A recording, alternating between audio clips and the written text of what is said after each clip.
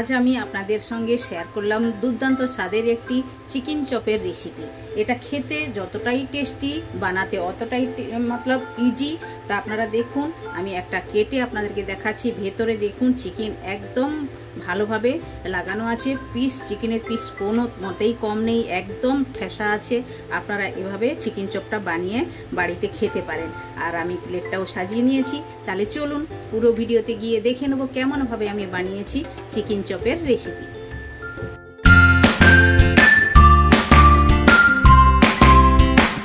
Hello everyone, welcome to my channel কি রান্না করিতে আপনাদের সবাইকে স্বাগত। আশা করি আপনারা সকলে ভালোই আছেন। তো আমি আজ একটি দারুণ রেসিপি আপনাদের সঙ্গে শেয়ার করব, যেটা বানানো তো একদম ইজি, খেতে একদম টেস্টি, ছোট বড় সকলেই ভালোবাসবে আর ভালোবাসে সবাই খাবে। তাহলে চলুন আমি কি রেসিপিটা বানাতে চলেছি আপনাদেরকে আমি দেখাচ্ছি। আমি আজকে বানাবো চিকেনের চপ। তো চিকেনের চপ বানানোর জন্য যে যে ইনগ্রিডিয়েন্টসগুলো নিয়েছি ওগুলো এক এক করে আপনাদের সঙ্গে আমি শেয়ার করে নেব। তো প্রথমেই সামনেই আছে আলু। এই যে দেখুন, এই আলু নিয়েছি, 3টে আলু আমি সেদ্ধ করে নিয়েছি। আর এই চিকেন নিয়েছি। চিকেনের চপ বানানোর জন্য চিকেন তো চাই, তো চিকেনটাই আমি নিয়ে নিয়েছি। চিকেনটা আমি কমসে কম 300 গ্রাম নিয়েছি। আর এভাবেই ছোট ছোট টুকরো করে রেখেছি। আর এটা হচ্ছে বোনলেস চিকেন। আমি আগে থেকে চিকেনটা লবণ, হলুদ আর একটু লেবুর রস দিয়ে মাখিয়ে রেখে দিয়েছিলাম এটা আমি। আর এখন আমি বের করছি বানানোর জন্য। আর লাগছে রসুন আমি 1 চামচের মতো থেতো করে নিয়েছি। আর শুকনো লঙ্কা লাগছে 5 থেকে 6টি। আর লাগছে পেঁয়াজ কুচিয়ে নিয়েছি। এতগুলো পেঁয়াজ আছে, লাগবে না, যতটা লাগবে আমি পরিমাণ মতো দেবো। আমি কমসে কম 2টো পেঁয়াজ কুচনো লাগবে। আর আদা কুচনো নিয়েছি আধা ইঞ্চ, কাঁচা লঙ্কা নিয়েছি 3টে থেকে 4টি কুচিয়ে নিয়েছি, ধনে পাতা নিয়েছি, টমেটো নিয়েছি। আর লাগছে চপের জন্য বেসন। তো বেসনটা নিয়েছি। আর শুকনো মশলা যেগুলো লাগবে ওগুলো আমি এক এক করে আপনাদের সঙ্গে শেয়ার করব চিকেনটা বানানোর জন্য। তাহলে গ্যাসের কাছে যাওয়া যাক। প্রথমে চিকেনটা আমি বানিয়ে নেব। প্রথমে কড়াই বসিয়ে দিয়েছি, একটুখানি তেল দিয়েছি। তেলটা গরম হওয়ার জন্য অপেক্ষা করব। প্রথমে আমি শুকনো লঙ্কাটা ভেজে নেব। শুকনো লঙ্কাটা দিয়ে দিয়েছি কড়াইয়ের মধ্যে, এটা আমি ভেজে নেব। আর ক্রাঞ্চি থাকার জন্য একটু লবণও দিয়ে দিলাম। দেখুন লঙ্কাটা ভাজা হয়ে গেছে, এটা এখন তুলে নেব। তো চিকেনটা বানানোর জন্য 2 চামচ তেল আমি দিয়ে দিয়েছি কড়াইয়ের মধ্যে। প্রথমে দেব রসুন কুচানো। রসুনটা খুশবু আসা পর্যন্ত ভেজে নিতে হবে, ভালো একটা গন্ধ আসা পর্যন্ত ভাজতেই হবে।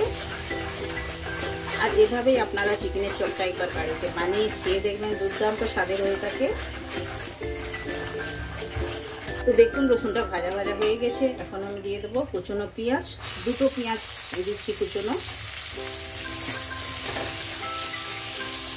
তো পেঁয়াজটা হালকা হালকা ব্রাউন হয়ে গেছে। এখন আমি দিয়ে দেবো কুচনো আধা ইঞ্চ আমি আদা কুচিয়ে রেখেছিলাম, ওটা দিলাম। আর কাঁচা লঙ্কা 3 থেকে 4টি কেটে রেখেছিলাম, ওটাও আমি দিয়ে দিলাম। দিয়ে এর সঙ্গে নাড়াচাড়া করব। আদা কাঁচা লঙ্কাটা ভালোভাবে ভাজা হয়ে গেছে। এখন চিকেনের পিসগুলো দিয়ে দেবো, কেটে রেখেছি যেগুলো।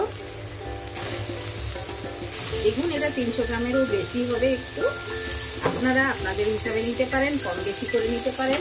বাড়িতে চিকেন এলে আপনারা এভাবে একটু চিকেন বাঁচিয়েও বানাতে পারেন।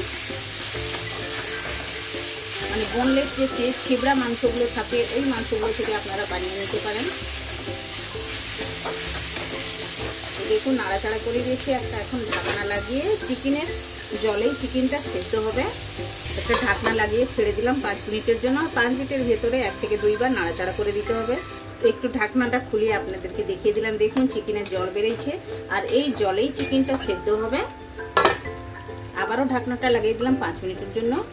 তো চিকেনটা তো হচ্ছে, ওই টাইমের মধ্যে বেসনটা ফাটিয়ে নেবো। বেসনের মধ্যে দিয়েছি 1 চুটকির একটু বেশি লাল লঙ্কার গুঁড়ো, 1 চুটকি হলুদ গুঁড়ো দিয়েছি, আর স্বাদ মতো লবণ দিয়েছি। এটা এখন জল দিয়ে ভালো করে ফেটিয়ে নেব। এখন উপর থেকে একটু টমেটো দিয়ে দিলাম, ছড়িয়ে দিলাম, দিয়ে ঢাকনা লাগিয়ে দিলাম।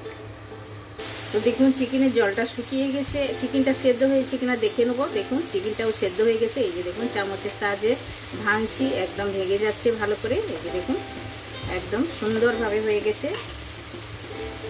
এই যে দেখুন ভালোভাবে হয়ে গেছে।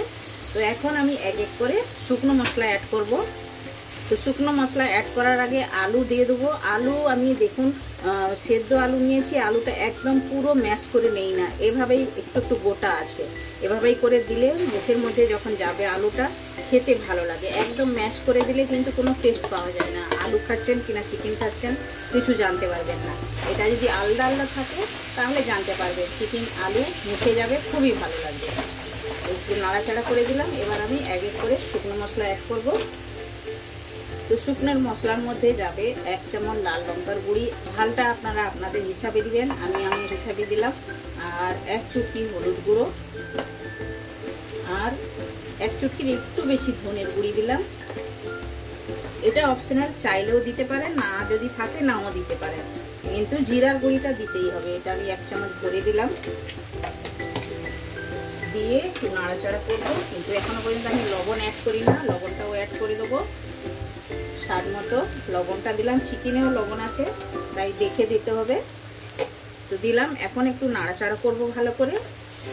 আর এখানে কিন্তু আরও একটা মশলা যাবে, যেটা হচ্ছে ভাজা মশলা। ভাজা মশলাটা মেন। আর ভাজা মশলার মধ্যে আছে জিরে, ধনে, গোলমরিচ আর শুকনো লঙ্কা। এভাবেই আমি শুকনো কড়াতে ভেজে মশলাটা আমি বানিয়ে রেখেছি, সেটাই হচ্ছে ভাজা মশলা। ওটা দিলেই তবে তো যাতে টেস্ট হবে। আরও এটাতে টুইস্ট আছে, আপনারা দেখতে থাকুন আমি কী কী দেবো, তাহলে দেখবেন চিকেনের যে চপটা দুর্দান্ত স্বাদের হয়ে থাকে। তো মশলা দিয়ে চিকেনটা ভালোভাবে নাড়াচাড়া করে নিয়েছি। এখন লাস্টে দেবো এই যে ভাজা মশলা, 1 চামচ আমি ভরে দিলাম। এইটাই হচ্ছে মেন মশলা, আপনারা এভাবে লাস্টে দিবেন। তো দিয়ে দিলাম, আরও একটু আমি দিলাম টেস্টটা ভালোভাবে আনার জন্য। আর মেন ইনগ্রিডিয়েন্টস আমি দিচ্ছি, এই এখনই দিবেন একটু কাঁচা পেঁয়াজ, এভাবেই ছড়িয়ে দিবেন, দিয়ে বানাবেন, দেখবেন দুর্দান্ত স্বাদের হয়ে থাকে একদম। আর ধনে পাতা দিলাম, আর যে শুকনো লঙ্কা ভেজে রেখেছি উপর থেকে এটাও দিয়ে দিলাম। দেখুন এইবার এটাকে আমি নাবিয়ে নেবো, নাড়াচাড়া করব, তারপরে আমি নাবিয়ে নেবো।